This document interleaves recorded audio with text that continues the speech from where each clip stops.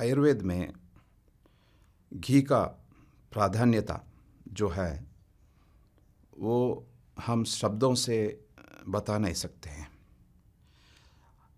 पंचगव्य में जो घी का जो औषधीय उपयोग है बहुत ज़्यादा है, और इसका जो मानसिक रोग में जो प्रयोग हो रहा है हमारे क्लिनिक में या आयुर्वेद में जितना इसके बारे में बताया गया है, बहुत ज़्यादा इसका प्रयोग और सक्सेस हम लोग देख रहे हैं। जैसे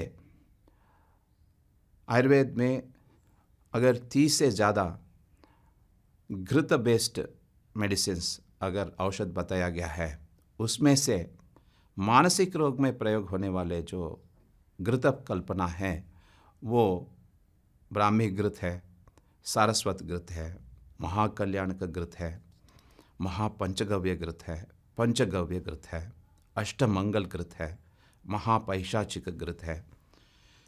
अगर अच्छे क्वालिटी का घी आयुर्वेद वैद्यों को नहीं मिलेगा तो वो ऐसा अच्छा औषध नहीं बना सकता है। औषधि का गुण गान बहुत हुआ होगा, वो फलाना ढिकना डिजीज़ में रोग में काम करेगा करके ग्रंथ में लिखा होगा, पर अगर उसमें जो रॉ मटेरियल है, जो सबसे बेस है उसका, अगर वो ठीक नहीं मिला, वो ठीक तरह से इस्तेमाल नहीं हुआ, बनाने के वक़्त अगर देसी गाय का घी उसमें अगर मिलाया नहीं गया तो उसका जो गुण है, उपयोक्तता है, वो बहुत कम हो जाएगा। 50% कम हो जाएगा या 25% कम हो जाएगा।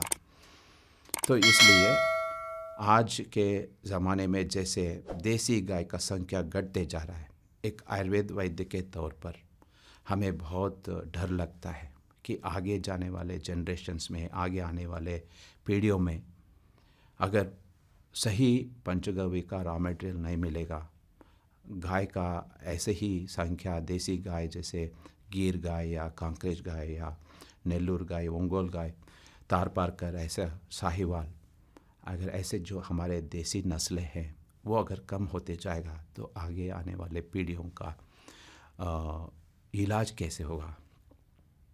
लेबल लगा हुआ होगा कि ये महाकल्याण का घृत है, ये ब्राह्मी घृत है, पर उसके अंदर जो घृत है वो देसी गाय का घृत है क्या, इसके बारे में बहुत शंका है मन में।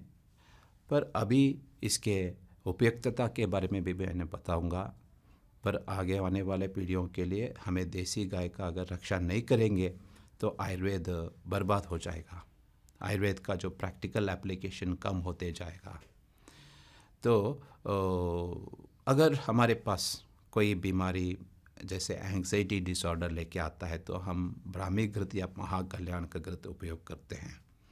अगर किसी को बहुत गुस्सा आ रहा है, उसका अनकंट्रोल्ड वायलेंस है, जैसे सिजोफ्रेनिया या मैनियक अटैक्स आता है, किसी को मारने दौड़ रहा है, किसी का बात सुनते ही उसको गुस्सा इतना आ रहा है, तो उनको विरेचन करके एक पंचकर्मा का प्रोसेस से विरेचन देने के बाद उसको महाकल्याण का घृत का स्नेहपान हमने कराते हैं। उसका जो डोसेज है, उसका जो मात्रा है, वो हम उनके जो अग्निबल या उसके जो पाचन शक्ति है उसका देखते हुए, उसको देखभाल करते हुए हम उसका डोसेज निर्णय करते हैं।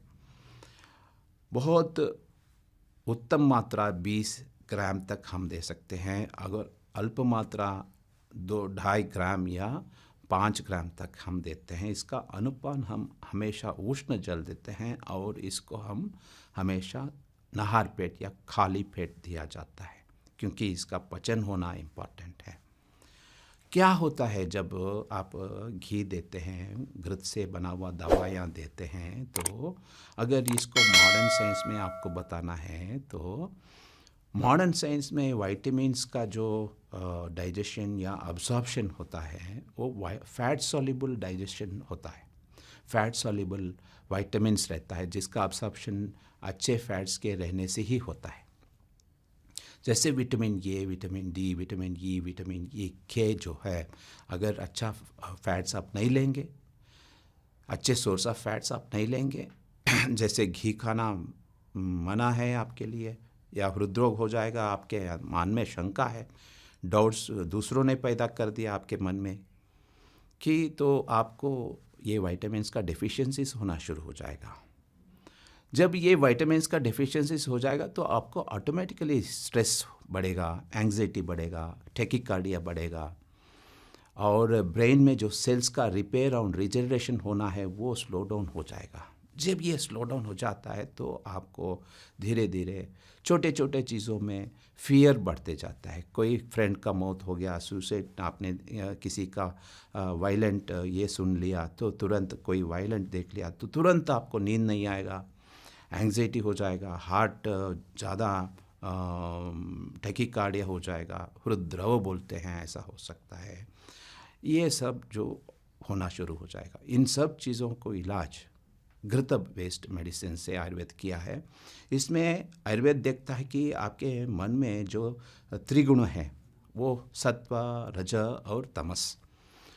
सत्व का जो आहार विहार है वो अच्छा है मनोरोगियों के लिए, राजसिक और तामसिक चीज़ें माना है, ताकि आपको ये बीमारी से आपको छुटकारा पाना है तो राजसिक और तामसिक चीज़ों से बचना है। तामसिक क्या है? जैसे आज आपने रात को खाना बनाया, अगले दिन उसको खाया तो वो तामसी है। It will slow down your mental acumen, mental activity को स्लो डाउन कर देगा। सही गलत क्या है इसके बारे में आपको पहचान नहीं सकते हैं। राजसिक क्या है? राजसिक क्या है? बहुत ज़्यादा खट्टा, बहुत ज़्यादा नमकीन, बहुत ज़्यादा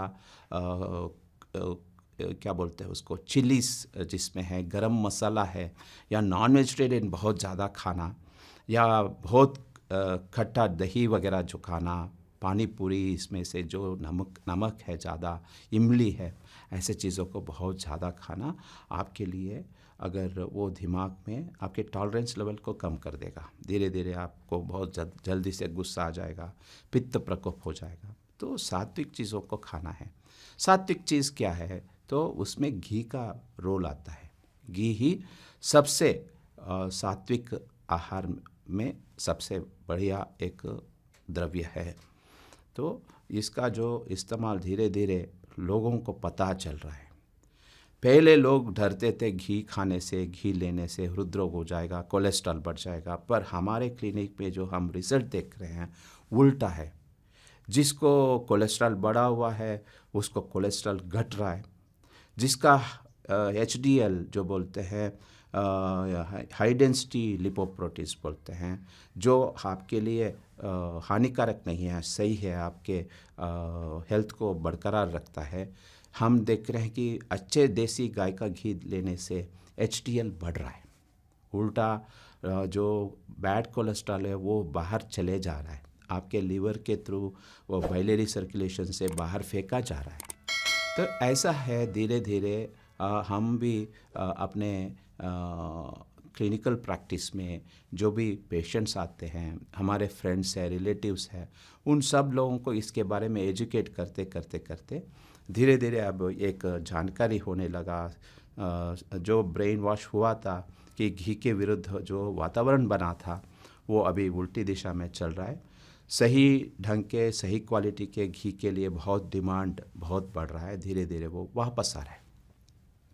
पूरे देश के, पूरे वर्ल्ड के लोग साइड इफ़ेक्ट फ्री मेडिसिन के तरफ देख रहे हैं। अगर आप साइकियाट्रिक मेडिसिन भी यूज़ कर रहे हैं, कोई दूसरे एलोपैथिक मेडिसिन भी यूज़ कर रहे हैं, आप साइकियाट्रिक प्रॉब्लम से ग्रसित है, फिर भी आप आयुर्वेद के तरफ आ सकते हैं। आयुर्वेद में ये जो दवाइयाँ हैं, जो पंचगव्य आधारित औषधियाँ हैं, आयुर्वेदिक में घृत बेस्ड मेडिसिन्स हैं, इसको आप बिना कोई साइड इफ़ेक्ट्स, आपके अच्छे वैद्यों का एडवाइस के हिसाब से आप यूज़ कर सकते हैं। इसमें आपको कोई भी शंका होने का ज़रूरत नहीं है। मैं तो 100% में इसके बारे में कन्विंस हूँ, क्योंकि मेरा 27 ईयर्स का एक्सपीरियंस में जो मैंने काम किया घी बेस्ड फॉर्मुलेशंस के ऊपर, मेरे क्लिनिक में जो मैंने एक्सपीरियंस किया ड्राई कफ का घी से ठीक हो जाता है, इरिटेबल बॉवेल डिसीज़ ठीक हो जाता है, कॉन्स्टिपेशन ठीक हो रहा है, सोरियासिस ठीक हो रहा है, ब्रेन सेल्स रिजेनरेट हो रहा है, मेमोरी बढ़ रहा है, इंटेलिजेंस बढ़ रहा है, आईक्यू बढ़ रहा है, ऑटिज्म में ये यूज़ हो रहा है। और क्या होता है, और क्या चाहिए? इसीलिए जो गाय है उसको कामधेनु बताया है कि आप अगर पूछेंगे वो देता है, इसके आशीर्वाद के रूप में आपको मिलता है। तो इन सब चीज़ों के बारे में बहुत ध्यान से आप सुनिए, इसके बारे में सोचिए। अगर आपको कुछ डाउट्स है आप कमेंट्स में लिख सकते हैं। अगर आपको एक ईमेल आईडी भी दिया जाएगा, तो आपको अगर और भी जानकारी लेना चाहते हैं, आपको कोई प्रॉब्लम है, उसके बारे में भी आप हमें लिख के भेज सकते हैं। उसके बारे में हम आपको अगले वीडियोस में थोड़ा धीरे धीरे बताने का कोशिश करेंगे।